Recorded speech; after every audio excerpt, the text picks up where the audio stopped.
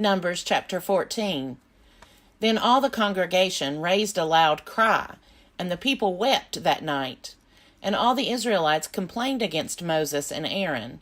The whole congregation said to them, "Would that we had died in the land of Egypt, or would that we had died in this wilderness. Why is the Lord bringing us into this land to fall by the sword? Our wives and our little ones will become booty. Would it not be better for us to go back to Egypt?"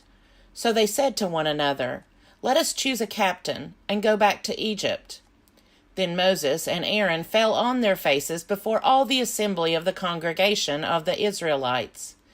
And Joshua son of Nun and Caleb son of Jephunneh, who were among those who had spied out the land, tore their clothes and said to all the congregation of the Israelites, "The land that we went through as spies is an exceedingly good land.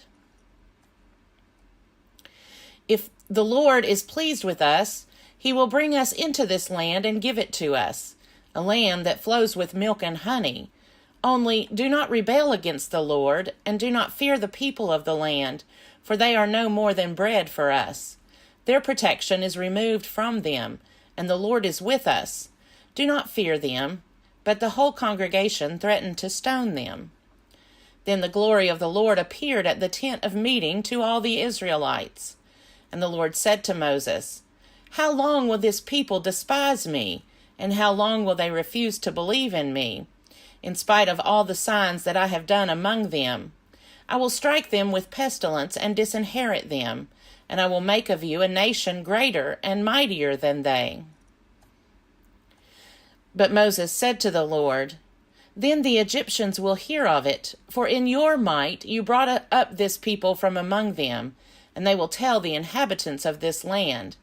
They have heard that you, O Lord, are in the midst of this people, for you, O Lord, are seen face to face, and your cloud stands over them, and you go in front of them, in a pillar of cloud by day and in a pillar of fire by night. Now if you kill this people all at one time, then the nations who have heard about you will say, 'It is because the Lord was not able to bring this people into the land he swore to give them, that he has slaughtered them in the wilderness.' And now, therefore, let the power of the Lord be great in the way that you promised when you spoke, saying, 'The Lord is slow to anger and abounding in steadfast love, forgiving iniquity and transgression, but by no means clearing the guilty, visiting the iniquity of the parents upon the children to the third and the fourth generation. Forgive the iniquity of this people according to the greatness of your steadfast love, just as you have pardoned this people from Egypt even until now.' Then the Lord said, 'I do forgive, just as you have asked.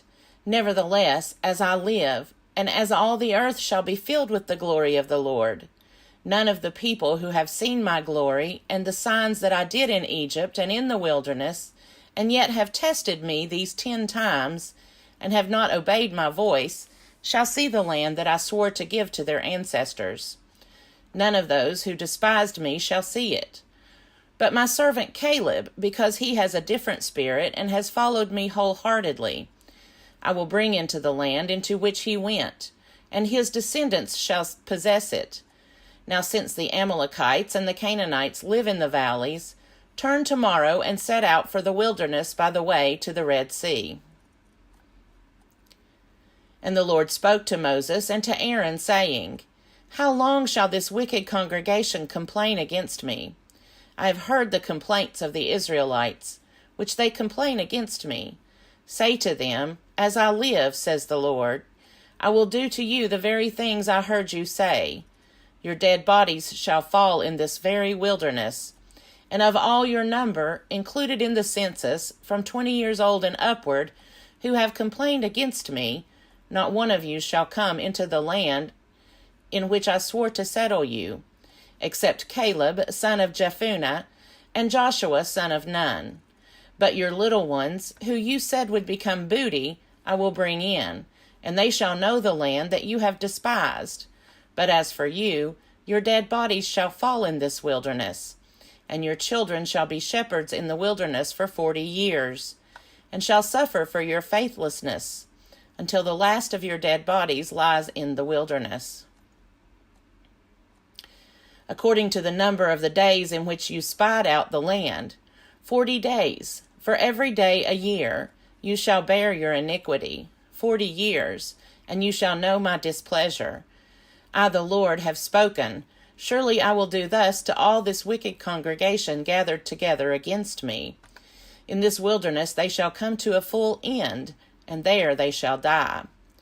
And the men whom Moses sent to spy out the land, who returned and made all the congregation complain against him, by bringing a bad report about the land, the men who brought an unfavorable report about the land died by a plague before the Lord.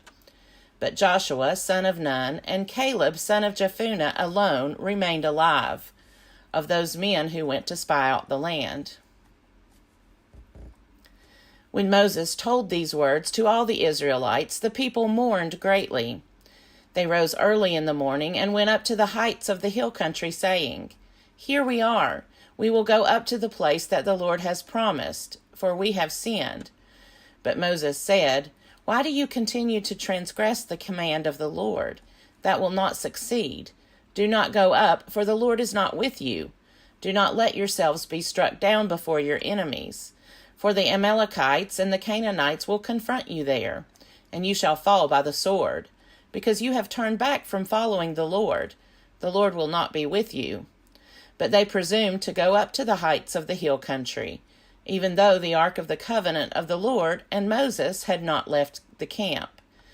Then the Amalekites and the Canaanites who lived in that hill country came down and defeated them, pursuing them as far as Hormah.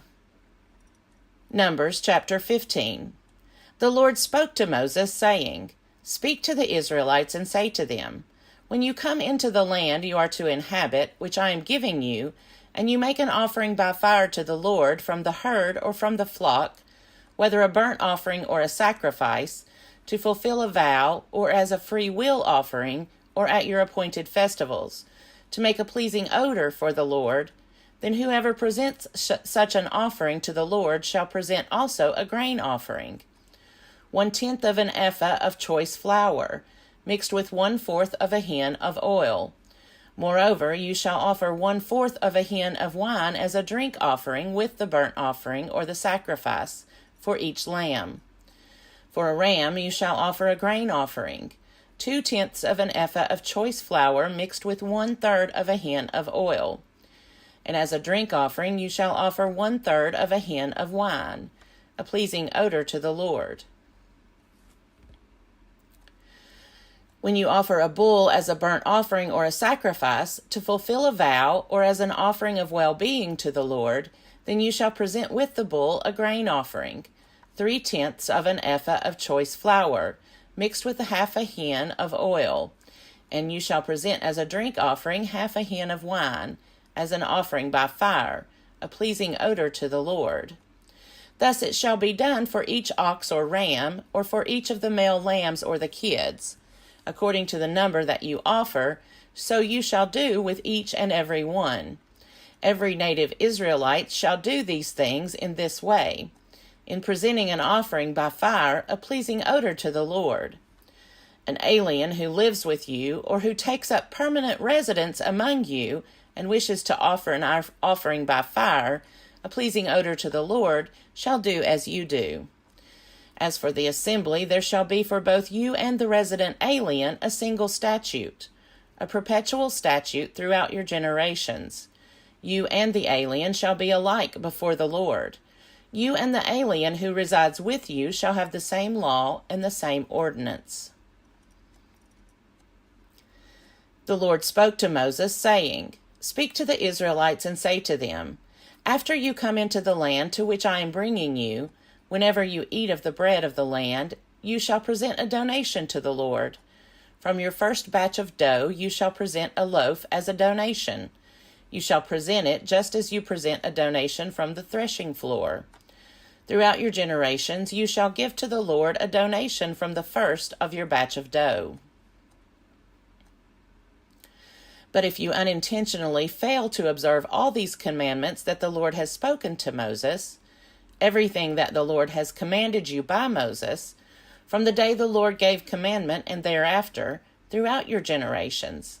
Then if it was done unintentionally, without the knowledge of the congregation, the whole congregation shall offer one young bull for a burnt offering, a pleasing odor to the Lord, together with its grain offering and its drink offering, according to the ordinance, and one male goat for a sin offering.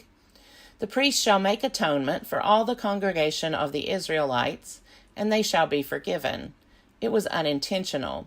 And they have brought their offering, an offering by fire to the Lord, and their sin offering before the Lord for their error. All the congregation of the Israelites shall be forgiven, as well as the aliens residing among them, because the whole people was involved in the error. An individual who sins unintentionally shall present a female goat a year old for a sin offering, and the priest shall make atonement before the Lord for the one who commits an error, when it is unintentional, to make atonement for the person, who then shall be forgiven. For both the native among the Israelites and the alien residing among them, you shall have the same law for anyone who acts in error.